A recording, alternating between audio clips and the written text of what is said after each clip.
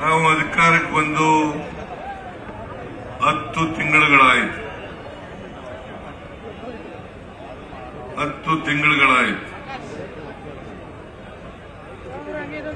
ನಾವು ಚುನಾವಣೆಗಿಂತ ಪೂರ್ವದಲ್ಲಿ ನಾನು ಡಿ.ಕೆ. ಶಿವಕುಮಾರ್ ಅವರು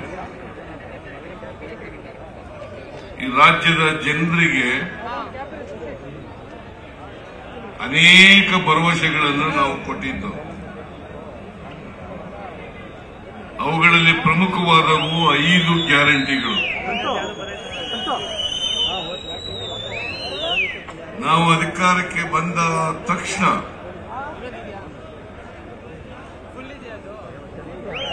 ಆ 5 ಗ್ಯಾರಂಟಿಗಳನ್ನು ಜಾರಿಗೆ ಕೊಡ್ತೇವೆ. ಅವಕ್ಕೆ ಎಷ್ಟೇ ದುಡ್ಡು ಖರ್ಚಾದರೂ ಕೂಡ ಜಾರಿಗೆ ಕೊಡ್ತೇವೆ. ಬಿಜೆಪಿಯವರು ಅಪಹಾಸ್ಯವನ್ನು ಮಾಡಿದ್ರು. ಈ ಗ್ಯಾರಂಟಿಗಳನ್ನ ಜಾರಿಗೆ ಕೊಡ್ಲಿಕ್ಕೆ ಸಾಧ್ಯ ಆಗಲ್ಲ. ಒಂದು ವೇಳೆ ಕೊಟ್ರೆ ರಾಜ್ಯದ ಖಜಾನೆ ಖಾಲಿಯಾಗ್ಬಿಡ್ತದೆ. ಅಭಿವೃದ್ಧಿ ಕೆಲಸಗಳಿಗೆ ದುಡ್ಡಿಲ್ಲದಾಗ ಆಗ್ತದೆ.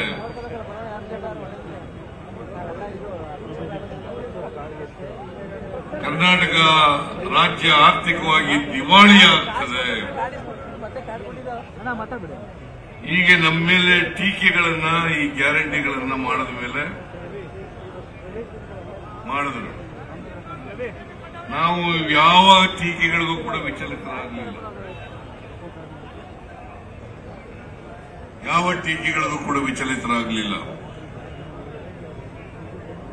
ನಾನು ಡಿ.ಕೆ. ಶಿವಕುಮಾರ್ ಇನ್ನೂ 7-8 ಜನ ಮೇ 20ನೇ ತಾರೀಕು 2023 ಪ್ರಮಾಣ ವಚನ ಸ್ವೀಕಾರ ಮಾಡಿದ. ನೇರವಾಗಿ ಕಂಠೀರವ ಸ್ಟೇಡಿಯಂನಿಂದ ಕ್ಯಾಬಿನೆಟ್ ಹಾಲ್ಗೆ ಹೋಗಿ ಅವತ್ತೇ ತೀರ್ಮಾನ ಮಾಡೋದು 5 ಗ್ಯಾರಂಟಿಗಳನ್ನ ಜಾರಿ ಕೊಡಬೇಕು ಅಂತೇಳಿ ಆದೇಶವನ್ನು ಮಾಡೋದು.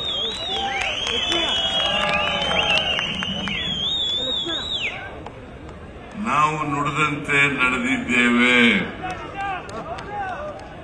ಕೊಟ್ಟ ಮಾತಿನಂತೆ ನಡ್ಕೊಂಡಿದ್ದೇವೆ. ಹೌದು ಅಲ್ಲ? ಬಿಜೆಪಿಯವರು ಕೊಟ್ಟ ಮಾತಿಗೆ ನಡ್ಕೊಂಡಿದಾರ? ಇಲ್ಲ. ಮತ್ತೆ ಬಿಜೆಪಿಗೆ ಯಾಕೆ ವೋಟ್ ಹಾಕ್ಬೇಕು?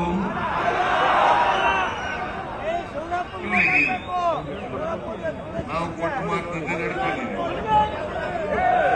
ಈ ರಾಜ್ಯದ ಬಡವರು, ದಲಿತರು, ಹಿಂದುಳಿದವರು, ಕಾರ್ಮಿಕರು, ಮಹಿಳೆಯರು, ರೈತರು, ಎಲ್ಲ ವರ್ಗದ ಜನರಿಗೂ ಕೂಡ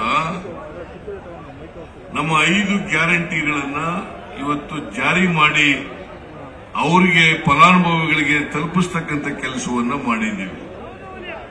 ಇನ್ನೊಂದನ್ನ ನೀವು ಜ್ಞಾಪಕ ಇಟ್ಕೋಬೇಕು. ಈ 5 ಗ್ಯಾರಂಟಿಗಳನ್ನ ಜಾರಿ ಕೊಟ್ಟಿರುವಾಗ ಯಾರು ಮಧ್ಯವರ್ತಿಗಳಿಲ್ಲ, ಒಬ್ಬರು ಮಧ್ಯವರ್ತಿಗಳಿಲ್ಲ.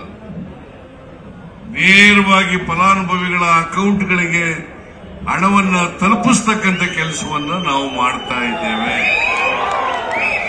ಹೌದಲ್ಲ?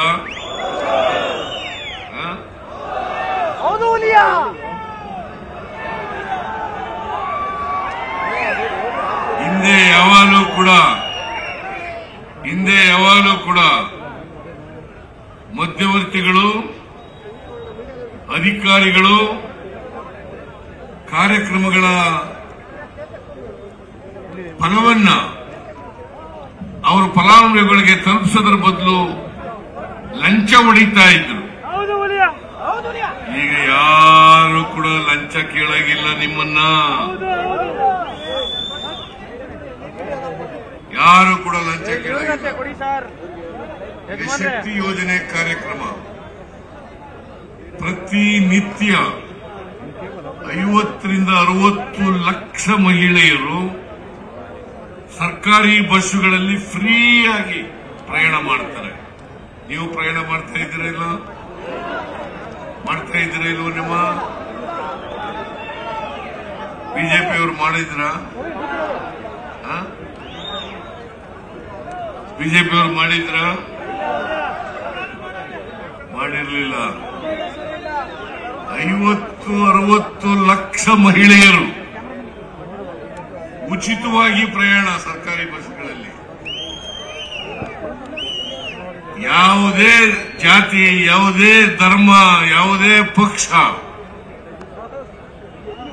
ಎಲ್ಲಿಗೆ ಸೇರಿದ್ರು ಕೂಡ, ಅವರು ಯಾವುದೇ ಧರ್ಮಕ್ಕೆ ಸೇರಿರ್ಲಿ, ಜಾತಿಗೆ ಸೇರಿರ್ಲಿ, ಯಾವುದೇ ಪಕ್ಷಕ್ಕೆ ಸೇರಿರ್ಲಿ, ಎಲ್ಲ ಹೆಣ್ಣು ಮಕ್ಕಳುಗಳು ಕೂಡ ಫ್ರೀಯಾಗಿ ಟ್ರಾವೆಲ್ ಮಾಡಬಹುದು.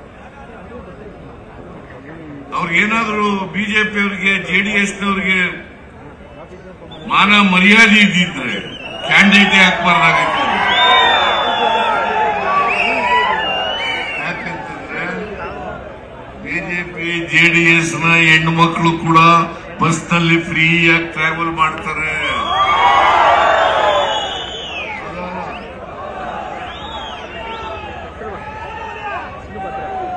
ಬಿಜೆಪಿಯ ಹೆಣ್ಮಕ್ಳು, ಜೆಡಿಎಸ್ನ ಹೆಣ್ಮಕ್ಳು ಅವರು ಕೂಡ ಫ್ರೀಯಾಗಿ ಟ್ರಾವೆಲ್ ಮಾಡುತ್ತಾರೆ.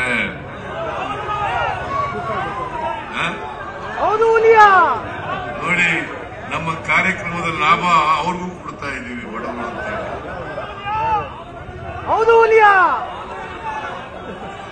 ನಾವು ಅಧಿಕಾರಕ್ಕೆ ಬಂದ 20ನೇ ತಾರೀಕು ಅಧಿಕಾರಕ್ಕೆ ಬಂದದ್ದು. ಜೂನ್ 11ನೇ ತಾರೀಕಿಗೆ ವಿಧಾನಸೌಧದ ಮುಂಭಾಗದಲ್ಲಿ ಈ ಕಾರ್ಯಕ್ರಮಕ್ಕೆ ಚಾಲನೆಯನ್ನು ಕೊಟ್ಟು, ಇಲ್ಲ ರಾಮಲಿಂಗಾರೆಡ್ಡಿ ಅವರು ನಾಮಿನೇಷನ್ ಹಾಕಕ್ಕೆ ಹೋಗಿರ್ಬೇಕು ಅಂತ ಕಾಣಿಸುತ್ತೆ. ಜಿಲ್ಲಾ ಉಸ್ತುವಾರಿ ಸಚಿವ ಅವರು, ನಾನು, ಡಿ.ಕೆ. ಶಿವಕುಮಾರ್, ನಾವು 3 ಜನಗಳು ಕೂಡ ಅದನ್ನ ಚಾಲನೆ ಕೊಟ್ಟು ಇವತ್ತು ಬಹಳ ಖುಷಿಯಾಗಿ, ಸಂತೋಷದಿಂದ ಎಲ್ಲ ಹೆಣ್ಣುಮಕ್ಕಳು ಕೂಡ ಫ್ರೀಯಾಗಿ ಅವರವರ ಸ್ಥಳಗಳಿಗೆ, ನೆಂಟರ ಮನೆಗಳಿಗೆ, ಪ್ರೇಕ್ಷಣೀಯ ಸ್ಥಳಗಳಿಗೆ, ಯಾತ್ರಾ ಸ್ಥಳಗಳಿಗೆ, ದೇವಸ್ಥಾನಗಳಿಗೆ ಎಲ್ಲ ಹೆಣ್ಮಕ್ಳು ಹೋಗ್ತಾ ಇದ್ದಾರಲ್ಲ.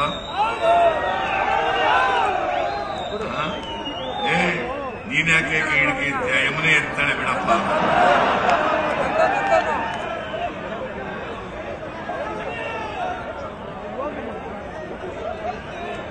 ಇದು ಜೂನ್ 11ನೇ ತಾರೀಕು ಜಾರಿ ಕೊಟ್ಟು,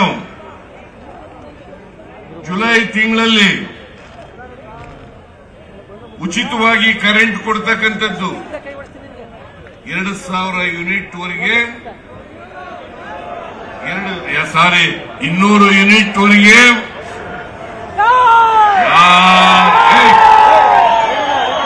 ಕನ್ನಡಿಗರ ಮೆಚ್ಚಿನ ನಿಮ್ಮ ನ್ಯೂಸ್ 18 ಕನ್ನಡ ಈಗ ವಾಟ್ಸ್ಆಪ್ನಲ್ಲಿಯೂ ಲಭ್ಯ.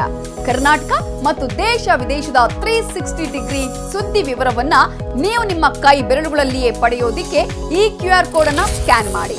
ನಮ್ಮ ಚಾನೆಲ್ ಅನ್ನು ಫಾಲೋ ಮಾಡಿ, ನೋಟಿಫಿಕೇಶನ್ ಆನ್ ಮಾಡಿ.